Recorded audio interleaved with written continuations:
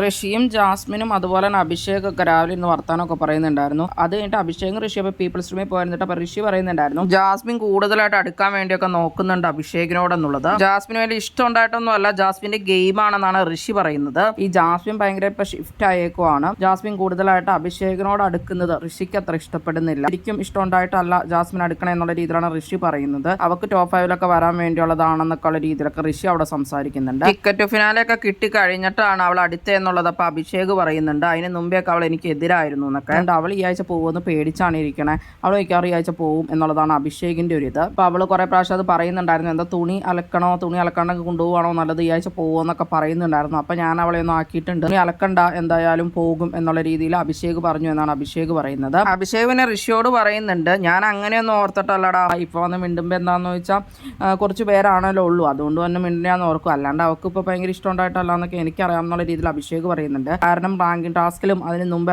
ഉള്ള ടാസ്കുകളിലും എല്ലാം ചെയ്തപ്പോൾ അവൾ എനിക്ക് എതിരായിരുന്നു എന്നും ബ്രീഡ് ഇഷ്യൂ ഒക്കെ എടുത്തിട്ട് അഭിഷേകും ജാസ്മിനൊക്കെ വലിയ വഴക്ക് തന്നെ നടന്നിട്ടുണ്ടായിരുന്നല്ലോ. അപ്പോൾ എല്ലാത്തിലും ജാസ്മിൻ എതിരായിരുന്നു എന്നാണ് അഭിഷേക് പറയണത്.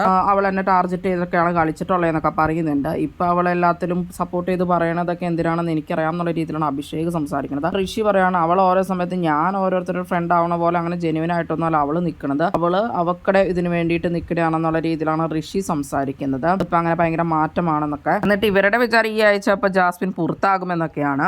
മിക്കവാറും ചിലപ്പോൾ ഋഷി ആയിരിക്കും പുറത്തു പോകാൻ സാധ്യത. ഋഷി പുറത്തു പോയാൽ അഭിഷേകിന് കിട്ടും ആ വോട്ട്. അത് മാത്രമല്ല ജാസ്മിൻ അഭിഷേകിന്റെ കൂടെ കൂടിയിരിക്കുന്നത് ജാസ്മിന്റെ ഗെയിമാണോ?